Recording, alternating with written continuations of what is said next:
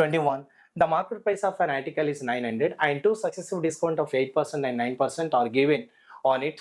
If instead of these two discount, a single discount of 16% is given, then the shopkeeper gets అంటున్నాడు. ఒక ఒక వస్తువు యొక్క గుర్తించబడిన ధర 900, దానిపై 8% 9% చొప్పున రెండు వరుస తగ్గింపులు ఇవ్వబడ్డాయి. మరి ఈ రెండు తగ్గింపులకు బదులుగా ఆ 16% ఒకే తగ్గింపు ఇస్తే దుకాణదారుడికి ఎంత లాభం అంటున్నాడు. అప్పుడు మీరు ఏం చేస్తారంటే ఈ 8 ప్లస్ 9 ప్లస్ మరి మైనస్ చేసేటప్పుడు ఈ 8 ఇంటూ 9 బై ఎంత అంటే 100 అని తీసుకోండి. డిస్కౌంట్ దగ్గర దీన్ని అప్లై చేయొచ్చు. ఓకేనా? సో డిస్కౌంట్ అంటే సింగిల్ డిస్కౌంట్ కింద ఇలా రాయొచ్చు.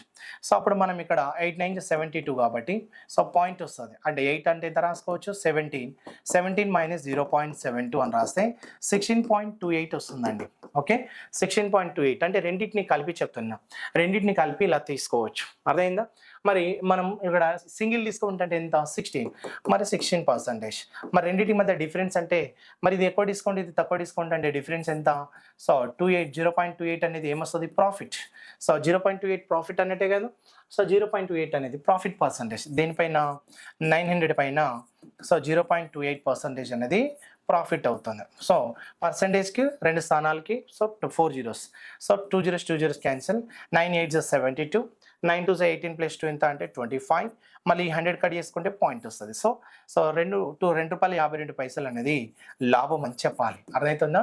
సో 2.52 గెయిన్ అని చెప్పాలి. First option correct. Next question చూద్దాం. 22nd. A shopkeeper professes to sell his goods at 10% discount, but he mocks his goods at 20% above the cost price. How much does he gain అన్నాడు.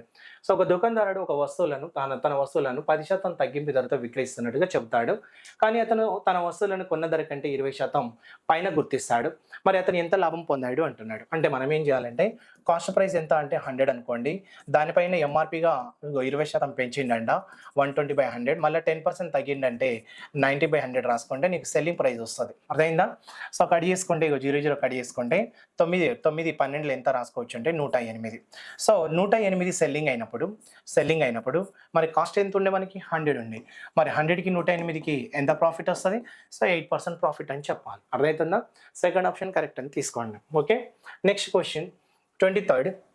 Article P is sold at Z after thus earning so 40% profit, while article Q is sold at Z rupees. So thus is loss 5y by 3%. So find the value of y if overall there is no loss no profit అన్నాడు.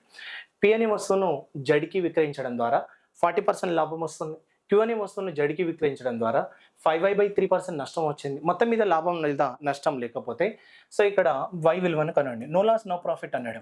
So no loss ఇక్కడ no profit అన్నాడు. No loss no profit అని ఎప్పుడైతే అంటున్నాడో అప్పుడు సింపుల్గా నువ్వు ఎలా వెళ్ళాలి అని అంటే ఇక్కడ పి అనే వ్యక్తి కూడా జడ్కి పి అనే వస్తువును సో జడ్కి అమ్మిండు 40% ప్రాఫిట్. అలాగే మళ్ళీ క్యూ వస్తువుని కూడా జడ్కి అమ్మిండు అప్పుడు 5y by సో ఇక్కడ ఎంత అన్నాడు 3. So % loss. మరి నేను ఒకటే లాజిక్ తోటి వెళ్తున్నా.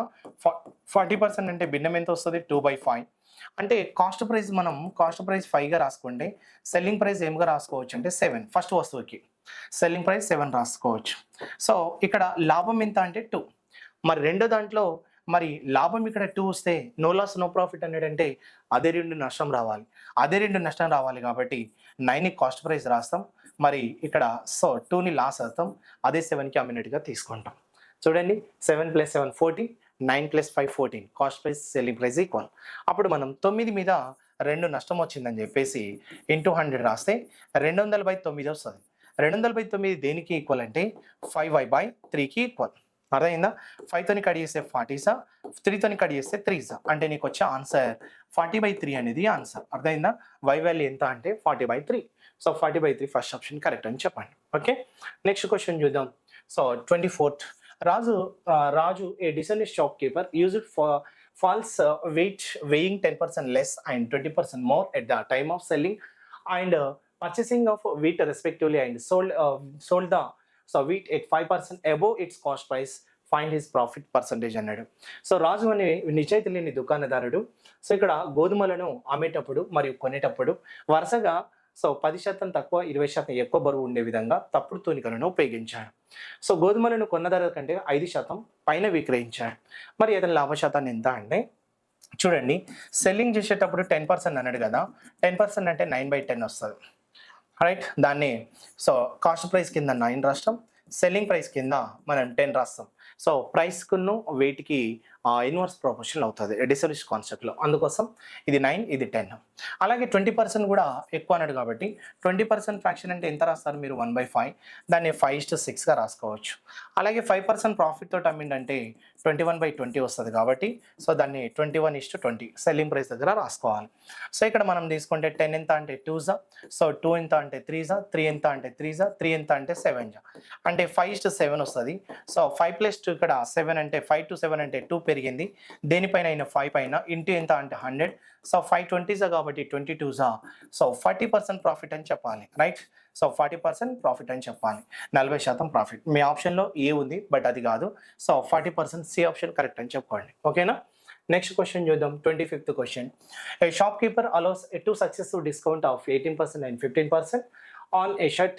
If he allows only a single discount of 27.5% on it, he will have a more profit of 35 rupees.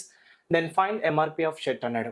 So ఇక్కడ మనం ఏం తీసుకోవచ్చు అంటే, ఒక దుకాణదారుడు ఒక చొక్కాపై 18% మరియు 15% చొప్పున 2 వరుస తగ్గింపులకు అనుమతిస్తాడు. దానిపై మరి 27.5% ఒకే తగ్గింపు మాత్రమే అనుమతిస్తే మరి 35 ఎక్కువ లాభం వస్తుంది. మరి ఎంఆర్పి ఎంత? సో ఇక్కడ మనం 18 + 15 సో -18 × 15 అని రాసి బై 100 అని రాస్తున్నాం. సో 15 18 వాల్యూ ఎంత రాసుకోవచ్చు అంటే 270. ఎంత? సో 270 కట్ చేసుకుంటే అప్పుడు 2.7 వస్తుంది. సో ఈ రెండింటి మధ్య మనం తీసుకుంటే 33 వస్తుంది. 33 మైనస్ ఇక్కడ 2.7 అని తీసుకుంటే నాకు 3 వస్తుంది. సో 3 రాసిందంటే 3 అన్నట్టు, అప్పుడు 30.3 అనేది పర్సంటేజ్ ఏకైక డిస్కౌంట్. మళ్ళీ 27.5 అనేది ఇంకో డిస్కౌంట్. ఈ రెండింటి మధ్య డిఫరెన్సే ప్రాఫిట్.